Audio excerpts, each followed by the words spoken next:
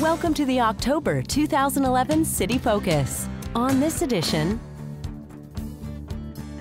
Main Street Plaza now open. Halloween safety. And 5-year traffic improvement program. These stories and more on City Focus. On October 1st, the City of Round Rock opened the Main Street Plaza for the community to enjoy. Brooks Bennett has more information on the features of the plaza and the grand opening. At the grand opening, attendees were given a taste of what the 14,000 square foot Main Street Plaza was designed for, to be an arts and entertainment destination. To kick off the grand opening, a historical marker was unveiled at the plaza highlighting the rich history of the city of Round Rock. After the unveiling, Mayor Pro Tem Carlos Salinas and Councilmember Chris Whitfield made some brief remarks before cutting the ribbon on the plaza and firing the fountain for the first time. The evening continued with fun in the fountain, live music, a Zumba flash mob, light displays, and a movie in the park. The event was designed to show off the performance stage, interactive water feature, large shade structure, custom art panels, and state-of-the-art multifunctional lighting system.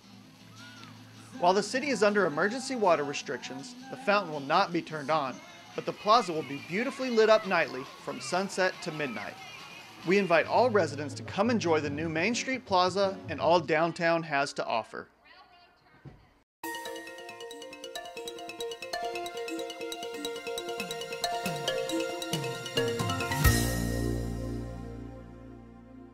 In the event of an emergency, timely information is of the utmost importance. Because they're not tied to a set location, cell phones aren't automatically added to our emergency notification system, but you can add numbers yourself at wireless.capcog.org. From the wireless.capcog.org page, click on the Register for this service link. Here you'll get info on the process we're about to walk through. Go ahead and get started. The first step allows you to locate your position on a map and register your name and cell phone number. When you request a PIN, the number is texted to your cell phone. In step 2, you verify your phone number and enter your PIN. From here, you'll be taken to the editing page. You can add locations by clicking on the map or by typing in an address. If you make a mistake, don't worry. You can easily delete locations. When you're satisfied with the location or locations you have entered, click Save and you are done. If you ever need to log back in, you can use the PIN that was sent to you or get a new one by recompleting step 1. Your cell phone will now be called in the event of emergency near one of the locations you added. Complete the process yourself today at wireless.capcog.org.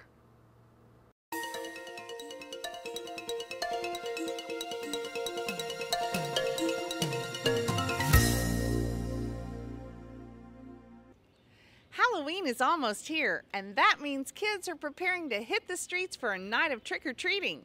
Shannon McIntyre has some tips to help make sure all our young ones are safe on the 31st. A fun Halloween is a safe Halloween. Here's some easy-to-follow tips to avoid holiday hazards. Kids should trick-or-treat only in neighborhoods they know and at houses with the lights on. Also remember to carry a flashlight and have a cell phone handy. Parents should check children's costumes before they leave. Make sure the costume fits properly, has reflective qualities, and is flame retardant if possible.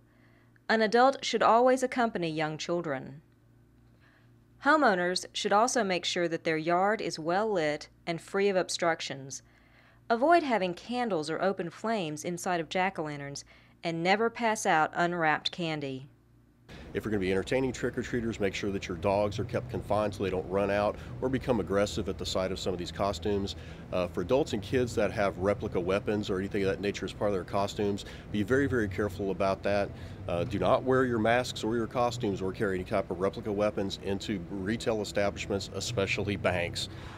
Using common sense, being aware of your surroundings, and following these simple tips will go a long way toward making this a safe holiday.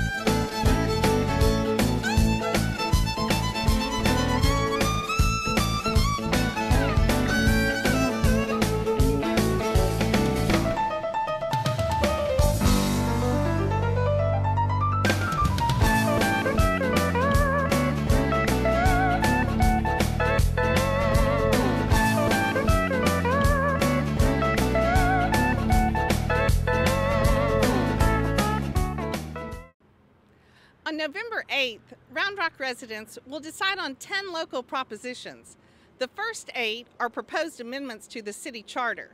Proposition 9 concerns a hotel occupancy tax change for an indoor sports facility, and Proposition 10 is about expanding the use of the city's Type B economic development sales tax.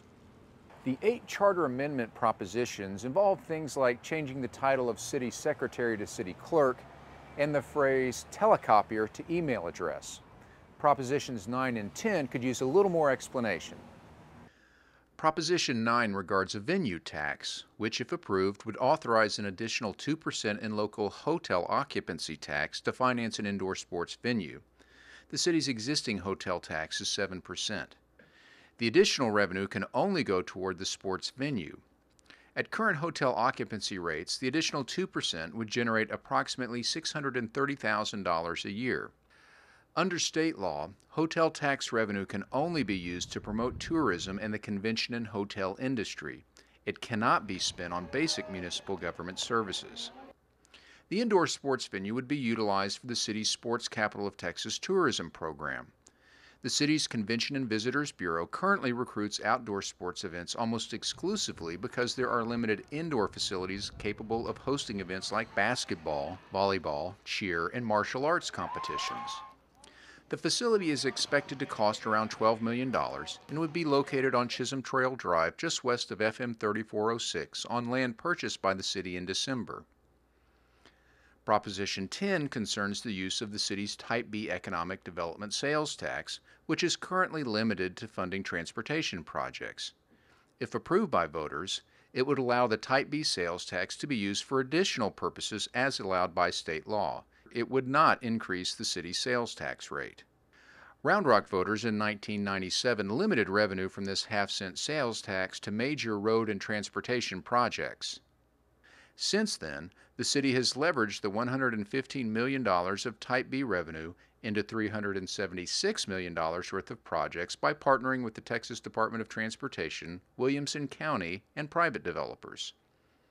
The City Council is now asking voters to decide if the use of Type B revenue can be expanded to include other economic development programs as allowed by state law.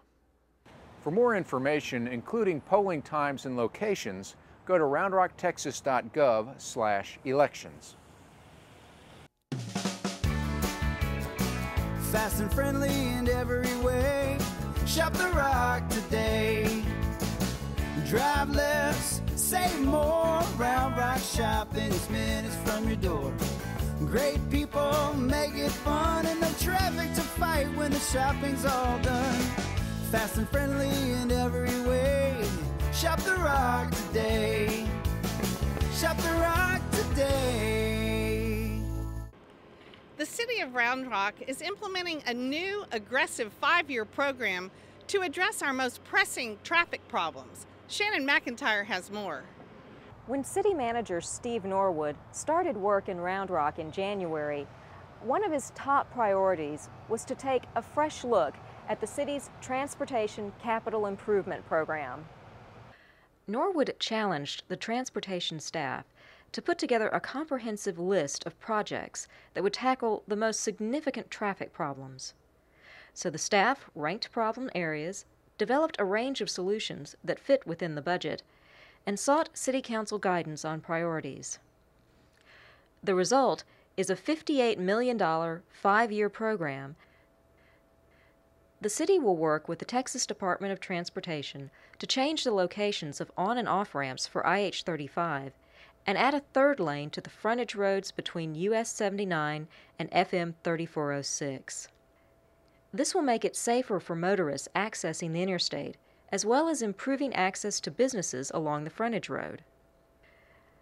The city will extend Creek Bend Boulevard over Brushy Creek to the intersection of Brightwater Boulevard and Wyoming Springs Drive to provide another north-south connection west of IH-35. To make intersections more efficient, traffic signals will be coordinated along busy sections of Gaddis School Road, the State Highway 45 frontage road, FM 3406, Old Settlers Boulevard, and University Boulevard. We'll also add turn lanes at key intersections on Gaddis School Road FM 3406, Old Settlers Boulevard, University Boulevard, and other locations. I'm frustrated, I'm sure other community members are. You pull up to make a right turn. There's 4 people that want to make a right turn, but the guy in the front wants to go straight. Therefore, everybody's stuck through the whole light cycle. So we can do some things to really help move traffic and clean up some of the congestion. To strengthen east-west routes west of IH-35, the city will build a bridge over the railroad track on 620 at Chisholm Trail Road. Train crossings cause significant traffic backups and severely limit access to Round Rock High School, St. David's Round Rock Medical Center, and other destinations. In an effort to rehabilitate major roads, the city will begin improvements on Mays Street from Brushy Creek to the railroad overpass, and various streets in La Frontera Shopping Center and southwest downtown. We'll also get into some of the neighborhoods. We'll do some work in neighborhoods and continue to deal with those maintenance items as well, which is critical to our citizenry. We've now specifically identified a 5-year CIP program. It's a moving 5 years, so next year we'll move it out 1 year and so on and so forth, and then we'll just continue to knock these things down one at a time. The new program, I'm really excited, under the leadership that we've got here now, has been able to identify correctly what we will be able to spend on new construction and expanded access for the community members, as well as we're going to go and take care of a lot of the older infrastructure that's requiring maintenance at the moment.